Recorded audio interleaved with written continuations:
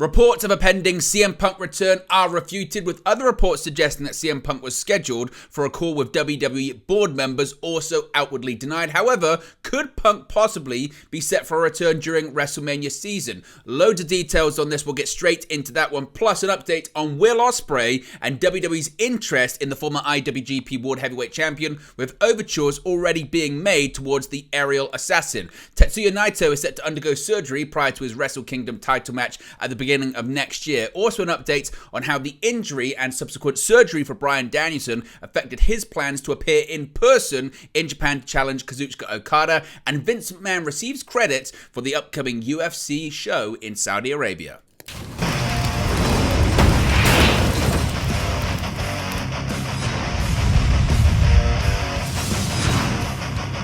Hey guys, welcome back to Wrestle News 365. Hope everyone is doing very well. As always, there are plenty of news stories to get into in the world of professional wrestling. Let's start off talking about CM Punk. Now, if you watched last night's video and if you checked on social media yesterday, you would have seen the reports suggesting that CM Punk was scheduled for a call with WWE board members, and some backstage thinks that it's happening, or pen may have not been put to paper yet, but there was a general feeling that it was happening. This came from BWE on social media, and a lot of people got very excited about it. Now, the reaction to that online was quite polarizing from fans, but also from journalists alike and other people within the pro wrestling journalistic community, with reports now refuting that original report that Punk indeed would be returning at Survivor Series in Chicago. So let's get into the reaction to it.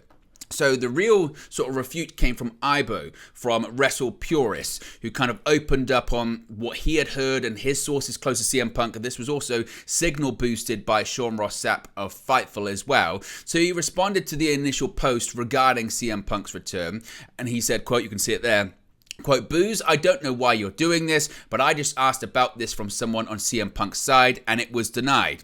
Continued by saying, "I really hate to burst people's bubbles, but I reached out to sources that would know on CM Punk's side, and they deny that this situation has taken place. As of today, CM Punk returning to WWE at Survivor Series specifically is not set to happen."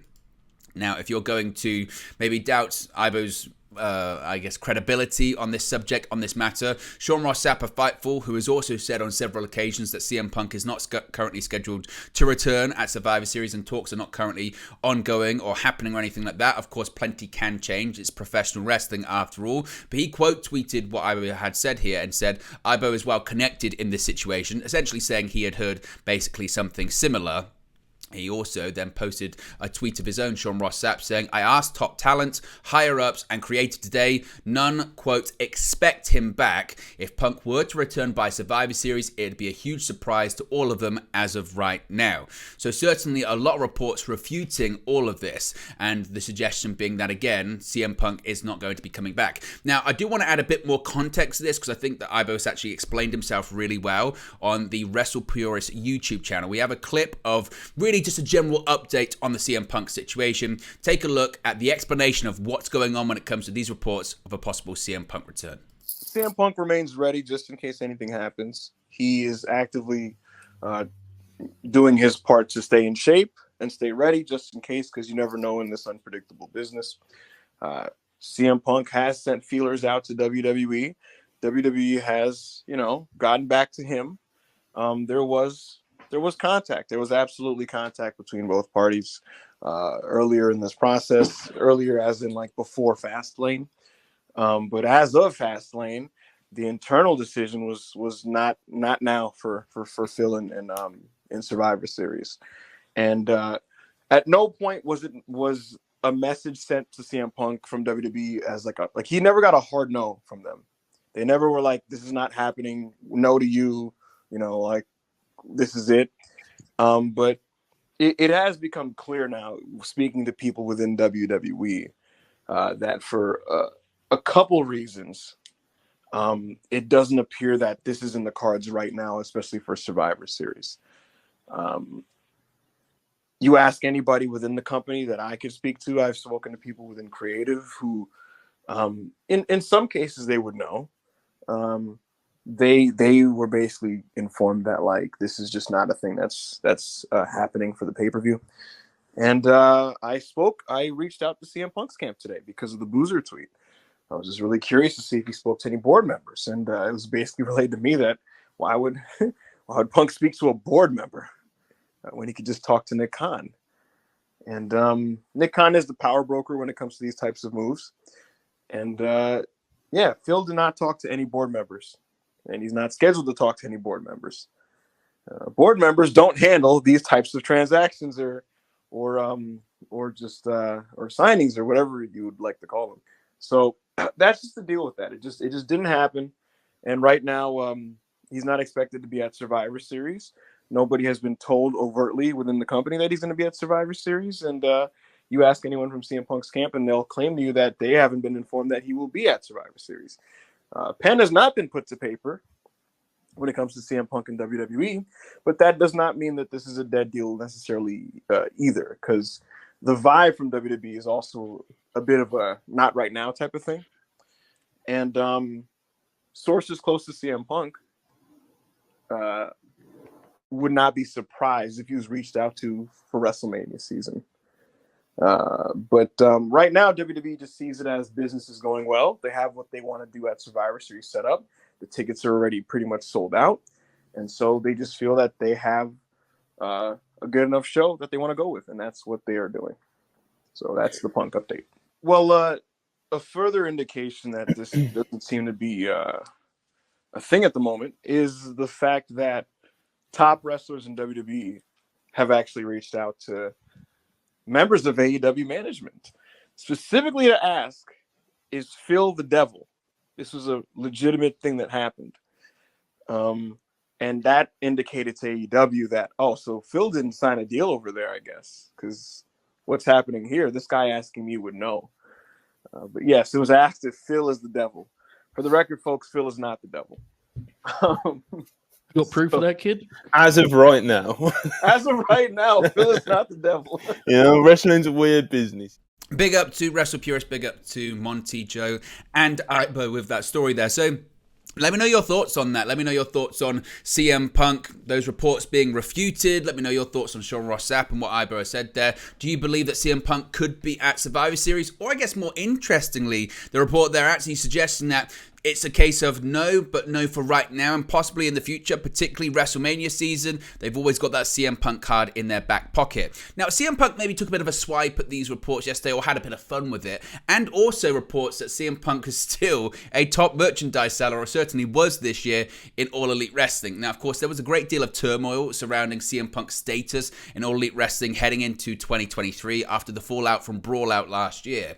On September 2nd, AEW announced that Punk's contract with the promotions, two of them, both an employee and a talent contract, had been terminated, quote, with cause, following a backstage incident at AEW All In at London's Wembley Stadium, in which Tony Khan said he feared for his life. Now, despite just coming back in June from his suspension, it seems that the former two-time AEW World Champion made a significant impact on merchandise sales for the company. On November 5th, that being yesterday, WrestleNomics released the estimated merchandise rankings for both WWE and AEW for 2023 so far. For AEW's rankings, CM Punk is number 2 on the top sellers behind the AEW promotional material itself. That includes like City t-shirts or just anything AEW branded specifically. Now, the rest of the top 10 for AEW includes The Acclaimed, Orange Cassidy, The Elite, Kenny Omega, MJF and Adam Cole, FTR, MJF and Danhausen. Meanwhile, WWE's top 10 includes Cody Rhodes as number 1, followed by Stone Cold Steve Austin, Roman Reigns, John Cena, LA Knight, the NWO, WWE Apparel, Eddie Guerrero, Rhea Ripley, and the Usos. Now, this is estimated e-commerce merchandise rankings based on daily data collection of top seller pages on WWE Shop and Shop AEW. So it doesn't actually include like arena merchandise sales or anything like that. But CM Punk has taken to social media to react to this news and this report. As always, on his Instagram stories, he said the following. You can see it right there, saying, quote, "Meeting with Phil Zacco and Jack Tunney at the China Club, brother." He also actually thanked people for keeping Danhausen in the top of that list as well. Maybe he's referring to, again, this call with WWE board members that was rumored and then later denied. But what are your thoughts on Punk's comments? What are your thoughts on this story? Where do you think the future lies when it comes to CM Punk and a possible WWE return? Do you think that kind of what Ibo was saying on Wrestle Purist, that yes, he won't be at Survivor Series, but as far as WrestleMania next year, there's certainly a big possibility that CM Punk could be involved in that, or possibly at the Royal Rumble, something like that. Let me know your thoughts, as always, in the comments section below. Now, a bit of an update on Will Ospreay and WWE, and certainly we know that Will Ospreay is going to be one of the most sought-after free agents in 2024, and Fightful are reporting they've learned more about the upcoming free agent Will Ospreay. It was reported recently that many in AEW have considered it a foregone conclusion that Will Ospreay will join the company. While that may have been true maybe a couple of months ago, Fightful, specifically Sean Ross Sapp, has been told that Ospreay's mind has opened up about his future. WWE reportedly has shown heavy interest, and sources within the company claim to Fightful that there have been conversations and contact between the two sides, though those close to Ospreay would not confirm as such. TNA, the former Impact Wrestling or current Impact Wrestling that becomes TNA next year, and AEW both maintain interest in Ospreay and have both said to have enjoyed working with him. Now, Fightful say they aren't sure the natures of the deals being discussed, as NXT Europe and Impact becoming TNA and adjusting many elements of production and stepping up their European presence are all taking shape. However, Ospreay predictably has interest from all over the world. New Japan Pro Wrestling sources have said to Fightful that while they'd love to keep Ospreay, they don't necessarily expect it on the same type of deal that he's on now, where he's full-time with the company. Now, WWE sources have confirmed to Sean Ross Sapp of Fightful that they have interest, and there have been, quote, preliminary overtures, end quote, made towards Ospreay, though Fightful say they aren't sure what that consists of. WWE did not comment on this story in an official manner. So what are your thoughts and predictions as to the final destination for Will Ospreay once his contract with New Japan Pro Wrestling expires next year? Do you think that he could land in WWE? Does that mean he wrestles regularly in America? Does that mean he's the focal point of NXT Europe? Do you expect him to go to AEW, where he has a schedule similar to, say, Pac, who still resides in the UK but does dates in America as well as doing independent dates as well? Where do you think this one ends up? Do you think he goes to TNA Wrestling as they look to step up their European presence and up their production as well? Let me know your thoughts and predictions when it comes to the Aerial Assassin. Now, quite a few bits of news when it comes to New Japan Pro Wrestling. Let's start off with the main event of Wrestle Kingdom 18. Now, Tetsuya Naito won this year's G1 Climax 33 tournament by defeating Will Ospreay and Kazuchika Okada on back-to-back nights. The Los Ingobernables de Japan leader will now challenge Sanada for the IWGP World Heavyweight Championship on January 4 in the Tokyo Dome at Wrestle Kingdom 18. Speaking with Tokyo Sports, Naito revealed that he will undergo surgery on his right eye on November 7 on his paralysis, and when his surgery will take place, Naito said, quote, "It's muscle paralysis, so even if you have surgery, it won't get completely better. Even if you have this surgery, if you continue to wrestle, you'll probably return to the same condition eventually." His doctor mentioned that the New Japan star can only undergo this surgery 3 times, which means this will be the final time Naito can have the procedure. He said, quote, "Actually, I wanted to save my last one for when I retire, but even after I retire, it's important, but more than that, I want to cherish the present, which will never come back, so I decided to do it," end quote. And this will be Naito's 3rd surgery to improve the upper oblique muscle paralysis in his right eye. The former IWGP Heavyweight Champion has been suffering with the ailment since 2019. Now, of course, also announced for Wrestle Kingdom 18 is Bryan Danielson versus Kazuchika Okada, the rematch from Forbidden Door, but reportedly plans to announce this match had actually had to change because of Bryan Danielson's recent injury. On the October 25 edition of AEW Dynamite, the Blackpool Combat Club's Claudio Castagnoli and Bryan Danielson defeated Orange Cassidy and Kazuchika Okada in the main event. During the closing stretches of the bout, Danielson took the Orange Punch and a Rainmaker in short succession, leading him to selling an injury after the match. In reality, the injury, a broken orbital bone, had happened during Danielson's match against Andrade El Idolo on Collision a few days prior. Despite suffering a broken orbital bone that required surgery, the American Dragon sent a video issuing a challenge to Okada for New Japan's Wrestle Kingdom 18 event on January 4. This video was sent at Power Struggle over the weekend. And per Sports Illustrated Justin Parasso, multiple sources confirmed that the original plan for Power Struggle was for Danielson to issue the challenge in person to Okada at the event. However, the injury prevented him from flying out to Japan. Given the injury, an audible was called and the decision was made for Danielson to make the challenge via a video message. Also at Power Struggle, David Finlay laid out both Will Ospreay and Jon Moxley to close the show before destroying the IWGP United Kingdom and United States Championships with a hammer. It has been speculated this could see the return of the IWGP Intercontinental Championship, possibly at Wrestle Kingdom. Finally, Vince McMahon's getting credit for an upcoming UFC show. I guess one of the first influences that he is going to have over UFC now that he is the chairman of the board when it comes to TKO. Vince McMahon has been credited for arranging the UFC deal with Saudi Arabia. On March 2nd, 2024, UFC will hold its first live major event from Saudi Arabia. This is the start of the UFC's partnership with the Saudi General Entertainment Authority for the show.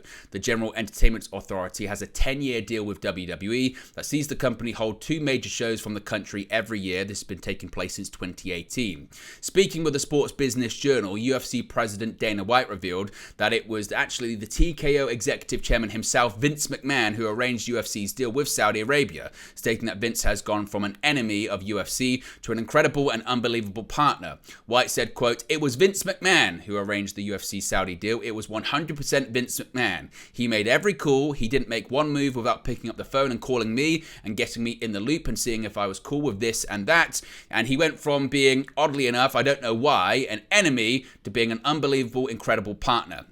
On September 12, Endeavor announced that WWE and UFC had completed their merger into a new sports and entertainment company called TKO Group Holdings. Of course, technically, Vince McMahon is above the hierarchy than Dana White when it comes to TKO. Of course, Dana White is the UFC CEO, whereas Vince McMahon is the executive chairman of TKO. So, obviously, as mentioned, Dana White, the CEO of UFC, whereas Vince McMahon is the executive chairman of TKO. So, there you go, guys. That's the latest pro wrestling news for you. Be sure to smash a like on the like button. Be sure to subscribe, bottom right hand corner. As always, let me know your thoughts in the comment section below, and I'll speak to you again very, very soon.